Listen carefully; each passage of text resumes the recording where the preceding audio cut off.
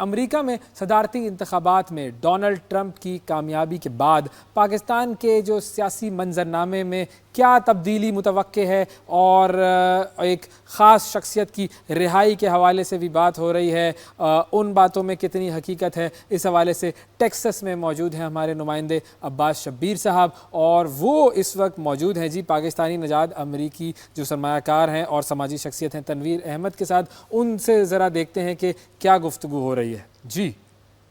शुक्रिया Awais. Right now I am here in Texas. मेरे साथ तनवीर अहमद साहब हैं, किसी तारुफ के मोहताज नहीं है। जो डोनाल्ड ट्रंप की कामयाबी है उसके बाद सर पाकिस्तान की कोई पॉलिटिकल जिस तरह ये तासुर दिया जा रहा है कि फ़ौरन कोई चेंज आएगा, ऐसा होगा सर? नहीं, बिल्कुल नहीं होगा। First of all thank you for having me here. ये एक लोगों का अपना एक परसेप्शन है, एक नया उनको टॉपिक मिल गया जी ट्रंप आएगा तो ट्रंप ने ये कर देना वो कर देना। कुछ चीज़ें ऐसी होती हैं जो आपकी फॉरेन पॉलिसी की चलती रहती हैं, कुछ कंटिन्यूटी चलती रहती है। और अमेरिका एक ऐसा कंट्री है कि अगर आप देखें इनकी फॉरेन पॉलिसी की जो कंटिन्यूटी है वो हमेशा चलती रहेगी, चाहे एक प्रेसिडेंट से दूसरे प्रेसिडेंट की। सबसे अच्छी मिसाल मैं आपको ये दूंगा कि जो यहाँ पे प्रेसिडेंट है वो पिक करता है चीफ जस्टिस को, और उसको अगर देखा जाए ये नहीं होता कि अगला कोई प्रेसिडेंट आ गया तो उसने उसको हटा दिया, जब तक उसका अपना टेन्योर ख़त्म नहीं होता तो वो चलता रहता है।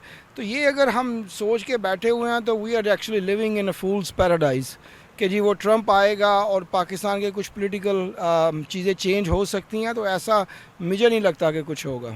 सर ये तासुर क्यों है कि 2 महीने बाद कोई रिहाई होने वाली है, बड़ा कोई पॉलिटिकल चेंज होगा पाकिस्तान में? देखिए, एक अफवाहें फैलाना हमारा काम है, शायद उसी जैसे कि मैंने कहा कि we are living actually in the fool's paradise. तो अगर ये देखा जाए तो जितनी मर्ज़ी आप अफवाहें फैला, आज तक क्या हुआ है? हमने इतने जलसे जुलूस निकालने की कोशिश की है, कोई कामयाब हुए हैं? क्या हो गया उनसे? तो ये एक नई अफवाह है, तो अफवाह अगर आपने फैलानी है तो फैला के देख लें, जो विल सी। मैं तो कहता हूँ, दुआ करता हूँ कि मैं शायद गलत हूँ और वो इस तरह की कोई चेंज हो जाए, तो अल्लाह करे कि मुझे ये मैं गलती साबित हूँ और कुछ हो जाए, लेकिन मुझे लगता नहीं है। सर यूएस रिलेशंस, पाकिस्तान के इन्वेस्टमेंट, बिजनेस रिलेशंस, इसमें कोई बेहतरी आएगी? देखिए, ये जो चीज़ें होती हैं ना, ये गवर्नमेंट टू गवर्नमेंट होती हैं। और मैंने काफ़ी सारे कांग्रेसमैन से बात की है तो वो कहते हैं कि जब तक हमारी जो प्राइवेट सेक्टर है उसको एक कॉन्फिडेंस नहीं होगा पाकिस्तान को लेके, पाकिस्तान में जो एक पॉलिटिकल स्टेबिलिटी तक नहीं आएगी, तो उस वक्त तक जो है ना ये रिलेशन जो ट्रेड के है ना वो बेहतर नहीं हो सकते हैं। अभी रिसेंटली अगर जो पाकिस्तान की हालत देखें तो इकनॉमिकली पाकिस्तान के जो सारे इंडिकेटर्स हैं वो सही हो रहे हैं।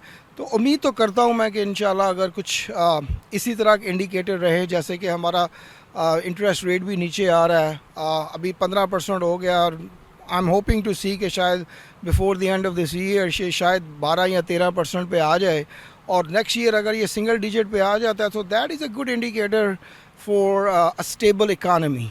तो अगर ये हमें ये स्टेबिलिटी नज़र आती है तो definitely there will be some opportunities where Americans start looking towards Pakistan. Sir आप समझते हैं कि जो नई हुकूमत अमेरिका की है उसका एतमाद होगा इस वक्त जो पाकिस्तान में हुकूमत है? डेफिनेटली होगा, क्योंकि हर चीज़ जो है ना, देखिए इकोनॉमिक ड्रिवन होती है। अगर ट्रंप को देखा जाए तो उन्होंने भी यही एक चीज़ बोली है कि उन्होंने एक इकानमी को लेके आगे चल रहा है। तो अब जब पाकिस्तान की इकानमी जो है ना एक स्टेबल होती है तो डेफिनेटली उसका फ़ायदा पाकिस्तान और अमेरिका को दोनों को हो सकता है।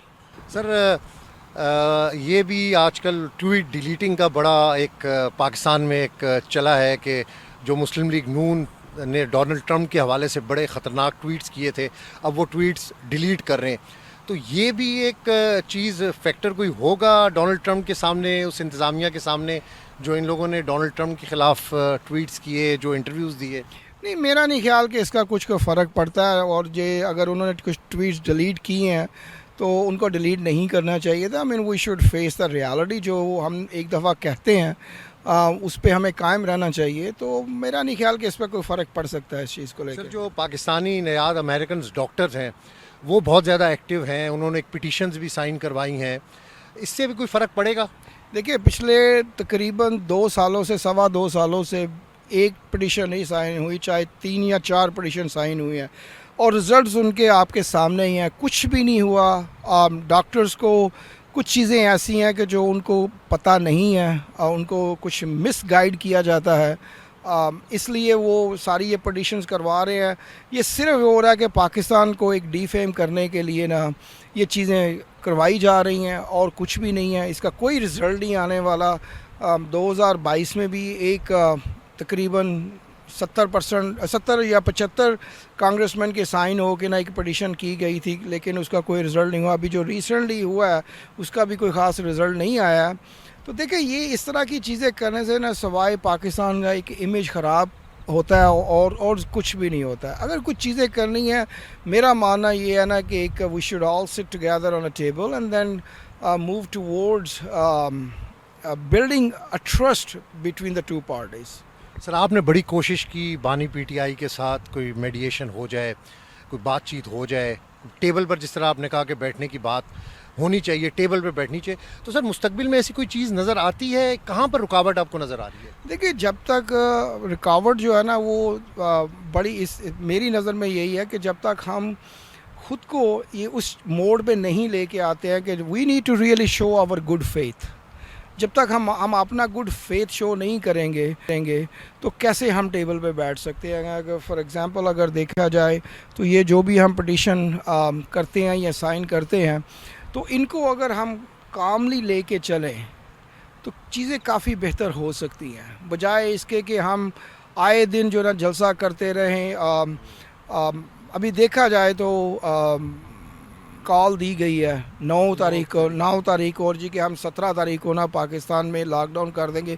तो ये मेरा नहीं ख्याल कि ये चीज़ें ऐसी होनी चाहिए। ये हमें इस चीज़ पे ना ज़्यादा गौर करना चाहिए। अभी देखिए, जो KPK में हालात हैं,